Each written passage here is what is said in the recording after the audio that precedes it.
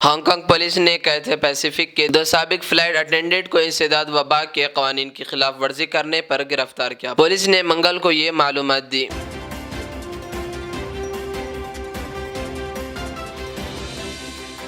ملک میں گزشتہ 24 گھنٹوں کے دوران 2,48,00,000 سے زیادہ نئے کورونا کیسز سامنے آنے کے بعد فعال معاملوں کی تعداد بڑھ کر 17 لاکھ سے زائد ہونے کے ساتھ ہی اس کی شرح 4.62% ہو گئی ہے۔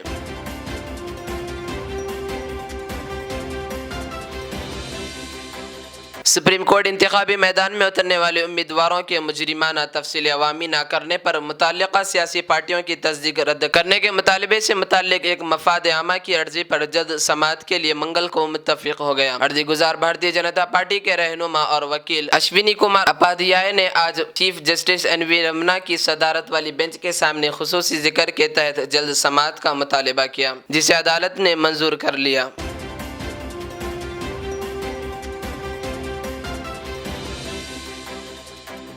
اتر پردیش میں اسمبلی انتخابات کے لیے ووٹنگ شروع ہونے کے چند ہفتے باقی ہیں اور سیاسی جماعتیں اپنے امیدواروں کے ناموں کا اعلان کر رہی ہیں۔ کڑاکے کی سردی کے درمیان انتخابات ماحول کو گرما رہے ہیں اور کئی دلچسپ باتیں سامنے آ رہی ہیں۔ یوں تو مہاراشٹر سے تعلق رکھنے والی پارٹی شیو سینا بھی امیدوار اتارنے کی بات کر رہی ہے، لیکن بہار کی جنتا دل یونائیٹڈ JDU نے بھی حیران کن اعلان کیا ہے۔ NDTV کی رپورٹ کے مطابق بہار کے وزیر اعلیٰ نتیش کمار کی پارٹی اور BJP کی اتحادی JDU UP انتخابات میں اپنے امیدوار اتار رہی ہے۔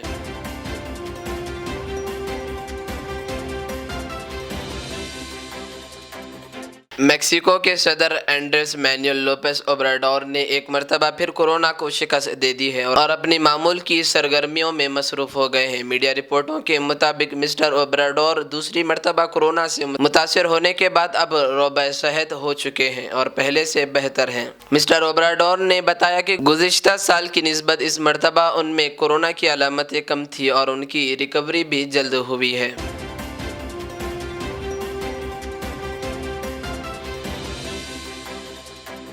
کینیڈا نے سنگین بیماری کے بڑھتے خطرات کے مد نظر نوجوانوں کے لیے فائزر کی اینٹی کووڈ گولی پیکسلووڈ کے استعمال کو منظوری دے دی ہے۔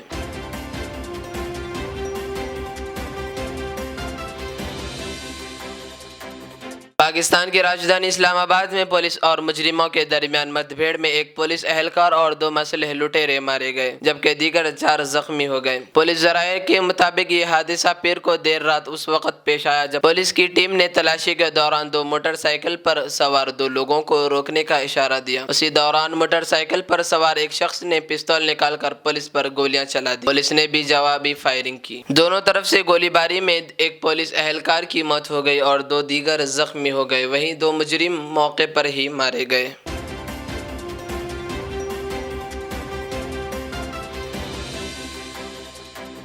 افغانستان کے مغربی صوبے بادغیس میں پیر کو ریکٹر اسکیل پر 5.6 کی شدت کے زلزلے کے سبب کم از کم 12 افراد ہلاک ہو گئے۔ مقامی عہدیدار نے یہ اطلاع دی۔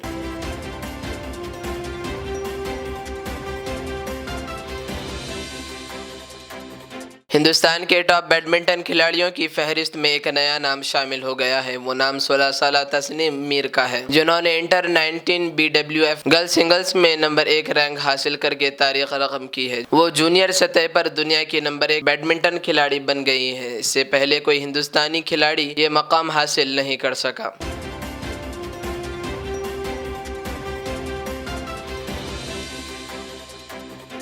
ریاض اسلامک اسکول تعلیمی میدان میں ایک نیا انقلاب۔ اسلامک اور ماڈرن ایجوکیشن کی عظیم درسگاہ۔